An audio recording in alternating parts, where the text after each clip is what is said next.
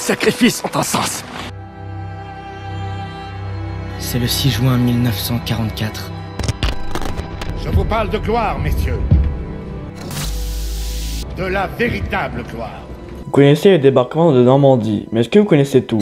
Les préparatifs, pourquoi un débarquement, le rôle des bombardements, pourquoi des parachutistes, les rebonds dans l'histoire et le rôle de Churchill, Charles de Gaulle, Roosevelt, Staline et enfin Adolf Hitler. Cette vidéo vous expliquera le plus important.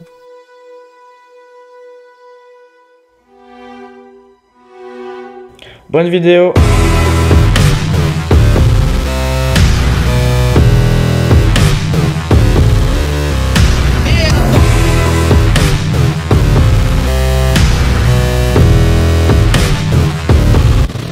Si t'avais pas peur, c'est que t'étais pas normal. 4 ans après le début de la Seconde Guerre mondiale, en 1943, un retournement de situation très important change l'histoire. Les premières défaites nazies face à l'URSS.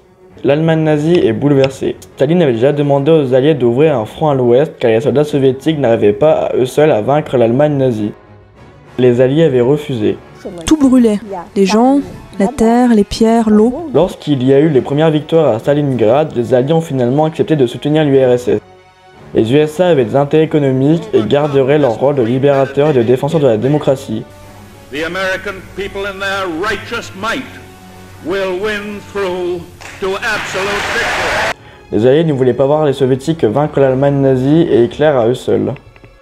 Lorsque les trois dirigeants se réunirent, Roosevelt pour les USA, Churchill pour l'Angleterre et Staline pour l'URSS, ils décidèrent d'une ouverture de front à l'ouest. Le débarquement en Normandie, mais aussi les débarquements en Afrique qu'on oublie très souvent. Mais pourquoi ne pas avoir choisi le chemin le plus court à Calais? La distance Normandie-Portsmouth est beaucoup plus grande que Calais-Douvres, donc pourquoi la Normandie? Le débarquement de Normandie sous le nom de code Opération Overlord est une opération secrète. Le plus gros danger était que les Allemands apprennent qu'un débarquement se préparait en Angleterre. Énormément d'avions de reconnaissance allemands surveillaient Douvres et ses alentours par crainte d'un débarquement. Les Allemands ne s'attendaient jamais à un débarquement en Normandie. J'étais un jeune soldat et je voyais toutes ces vagues de soldats qui débarquaient. Je me suis dit que la guerre était perdue pour nous. Malgré tous ces efforts, Adolf Hitler savait qu'il y allait avoir un débarquement aussi. Il faudra construire de la frontière espagnole à la Norvège un rempart, le mur de l'Atlantique, c'est-à-dire des bunkers, des canons, des postes d'observation. Il allait remplir les plages de défense, créer des marécages pour éviter un parachutage et remplir le sol de piquets pour empêcher les avions d'atterrir. En Normandie, le mur de l'Atlantique n'était pas complètement fini lors du débarquement, alors que Calais était fini depuis longtemps. Mais les Allemands ne connaissaient ni la date, ni le lieu, ni le nombre de soldats. Ce fut une grande surprise. Maintenant que j'ai parlé du contexte historique, on va parler du débarquement. À l'aube du 19 août, des troupes anglaises, américaines et canadiennes tentent de prendre pied sur la plage de Dieppe. Le 19 août 1942, un débarquement des Alliés se déroule à Dieppe, en France occupée. Ce petit débarquement de 6000 hommes permettra de comprendre le fonctionnement des défenses allemandes et de la stratégie allemande en cas d'attaque. Peu après que les trois dirigeants se décident un débarquement en Occident, il y a eu 8 mois de préparation pour produire des bateaux, des barges de débarquement, mais encore des munitions et des chars comme le célèbre Sherman. En tout, 49 000 Sherman seront envoyés en France. Les usines fabriqueront du matériel jour et nuit et tout ça à Portsmouth. À partir de ces informations, on peut se poser plusieurs questions. Pour qu'une telle opération soit une réussite, il faut connaître le terrain. Comment ont-ils fait? Comment se sont-ils occupés des 2 millions de combattants? Pourquoi les Allemands n'ont-ils rien vu? C'est la période où l'espionnage avait un rôle très important. Les Britanniques engageaient des espions pour espionner les nazis et Adolf Hitler, comme Juan Pujol Garcia, un double espion qui se faisait passer pour un espion nazi. Il était très proche d'Adolf Hitler. Alors qu'il faisait partie des renseignements britanniques, cette vidéo de Mamie Twing parle mieux de lui. Un de ses plus grands exploits est d'avoir dit à Hitler que le débarquement de Normandie n'était qu'une diversion et qu'ils allaient débarquer à Calais. Hitler l'a écouté, donc n'a pas voulu envoyer toutes ses troupes en Normandie, une erreur qui changera le déroulement de la bataille. Les Alliés ont aussi créé un faux débarquement pour renforcer l'idée qu'il allait avoir lieu à Calais. Opération Fortitude. Les Alliés ont envoyé des canons, des avions, des bateaux et autres équipements militaires gonflables. Tout a été mis sur les côtes de Douvres. Les avions de reconnaissance allemands qui surveillaient la zone ont vu un énorme débarquement gonflable.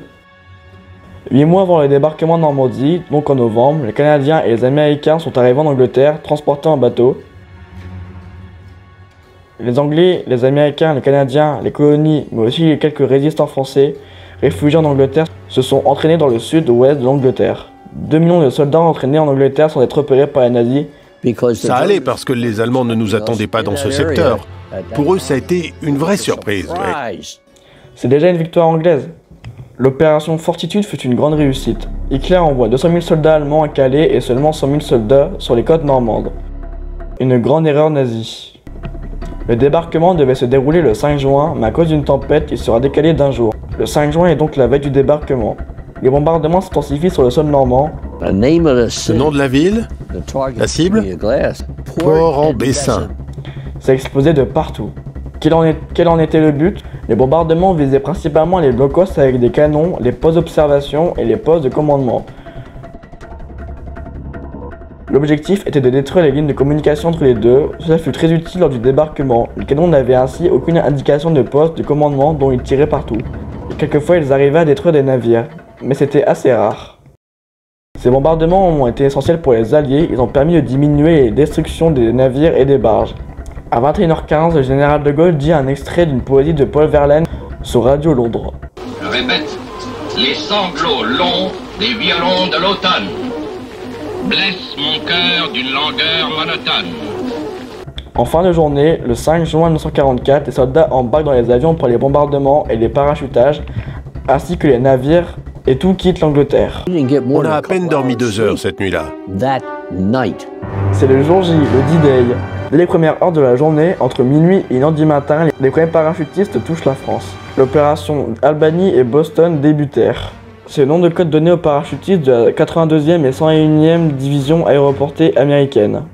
Leur rôle, pour la 101e, détruire la batterie d'artillerie allemande déployée à Saint-Martin de Varreville, s'emparer des ponts sur le canal de Carentan, détruire 2 ponts sur la Douve, protéger un pont. Pour la 82e, détruire aussi des ponts sur la Douve, protéger le même pont que la 101e, saisir et tenir le nœud routier de Sainte-Mère-Église. Comme vous pouvez le voir, je suis à Sainte-Mère-Église. C'est une ville qui a été connue grâce notamment au parachute qui est tombé, qui a été parachuté sur l'église et il y a toujours sa statue. Elle est connue du grand public grâce au film Le Jour le plus long, mais pour les fans d'histoire, elle est connue car c'est le premier sol touché lors du débarquement par les parachutistes. Les parachutistes ont eu un rôle essentiel pour que le débarquement se passe dans de bonnes conditions du côté des Alliés. 6h30. Les Allemands de garde surveillant les plages observent quelques bateaux au loin. Ces bateaux déminaient la mer et lâchaient de la fumée pour créer des énormes brouillards, empêchant les Allemands de constater le nombre de bateaux. Ce fut incroyable. Entre 6h30 et 7h, le matin du 6 avril, les premières barges de débarquement arrivèrent sur les plages d'Utah Beach, Omaha Beach, Gold Beach, Juno Beach et Sword Beach, mais aussi à la falaise de la pointe du Hawk. Mais pourquoi attaquer une falaise? Est-elle si importante pour y envoyer des soldats?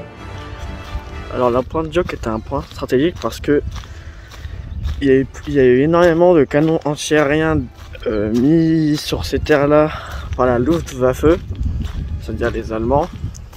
Et ces canons-là ont fait et auraient pu faire énormément de dégâts aux Alliés en détruisant presque tous leurs avions et aussi en attaquant les plages d'Omaha Beach et de Utah Beach. En effet, c'était un point très stratégique. Si les Allemands avaient gagné la pointe du Hawk, les plages auraient été plus bombardées et beaucoup d'avions n'auraient pas eu le temps de bombarder les défenses allemandes. Les premiers véhicules amphibies à apparaître dans le monde sont des tanks. Grâce à cette découverte, les Alliés seront aidés de tanks lors du débarquement. Cela réduira les pertes alliées sauf à Omaha Beach. À cause d'un mauvais courant lors du débarquement à Omaha Beach, tous les véhicules ont coulé et les soldats ont débarqué dans l'eau. Ils avaient 3 solutions. Couler au fond de l'océan à cause du poids de leur matériel et mourir noyés, être tués à cause des balles ennemies le temps d'arriver sur la plage, se protéger grâce aux défenses anti-chars et survivre. Jusque dans les barges de débarquement. Puis la barge s'est approchée de la plage, aussi près que possible.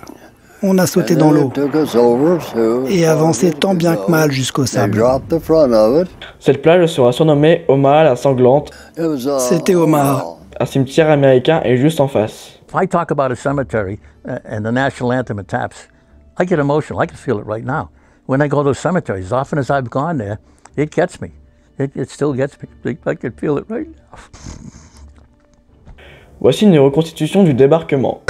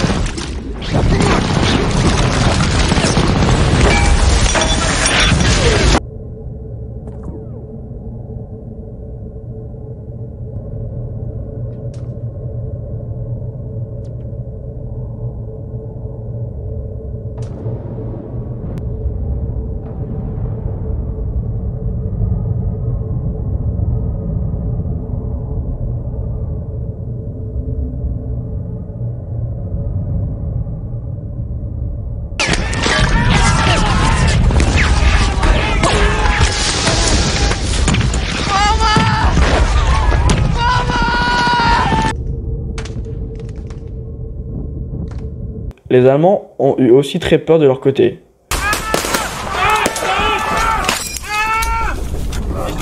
Fait amusant, les Allemands auraient pu avoir du renfort grâce à des tanks, mais la seule personne qui pouvait ordonner des tanks d'attaquer était Adolf Hitler. Lors du débarquement, Hitler dormait et personne n'a voulu le réveiller. Il s'est réveillé à 10 h. Il n'y a eu donc aucun renfort des tanks. Au soir, les Alliés ont bien avancé mais pas suffisamment d'après les généraux. Les troupes avancent énormément, le débarquement au sud fait que les Allemands sont en tenaille. Pour ravitailler les troupes alliées en France, il fallait un port. Une construction gigantesque et d'une technologie très moderne et complexe pour l'époque et même aujourd'hui fut créée. Mais pourquoi ne pas avoir débarqué sur un port? Il y avait Cherbourg. Le problème est que les Allemands savaient qu'un port pour un débarquement était plus pratique. Donc les ports étaient beaucoup plus protégés par les Allemands. Les Alliés ont donc créé un port flottant. Des flotteurs sur le long ont été remplis d'eau, ils servaient à réduire les fortes marées. Tout un système incroyable avait été mis en place. Quelques jours plus tard, une tempête de 3 jours a détruit le port américain à Omaha Beach et a fragilisé le port britannique de Gold Beach, qui restera toutefois encore fonctionnel jusqu'à la fin de la guerre. Aujourd'hui, des ruines sont encore visibles. Ici, nous pouvons voir des flotteurs grâce au vol de mon drone.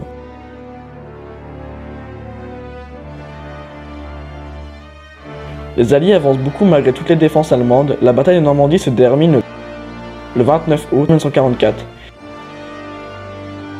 Il y avait les États-Unis, le Royaume-Uni, le Canada, la France, l'armée polonaise de l'Ouest, la Norvège, les forces belges de Libre, les combattants néerlandais, l'Australie et la Nouvelle-Zélande contre le Reich allemand. Le 29 août, les forces en présence étaient de 2 876 000 soldats alliés contre 380 000 soldats allemands. Les pertes humaines étaient environ de 225 000 soldats alliés, 55 000 soldats allemands et 55 000 civils. Ils voulaient des histoires vraies, vécues par des vétérans de la Seconde Guerre mondiale, pour les intégrer au scénario du jeu. Ce jeu vidéo s'appelle Call of Duty. C'était la bataille de Normandie. Est-ce que j'y ai joué? Non, je l'ai vécu pour de vrai. Il y aura une vidéo sur la France lors du débarquement, le fonctionnement des ports artificiels, à suivre. Si les hommes se tirent dessus, c'est qu'il y a des vaccins dans les balles. Et si les bâtiments explosent, c'est pour fabriquer des étoiles. Et si un jour ils ont disparu, c'est qu'ils s'amusaient tellement bien. Ils sont partis loin faire une ronde, tous centrés, main dans la main. Tout va bien.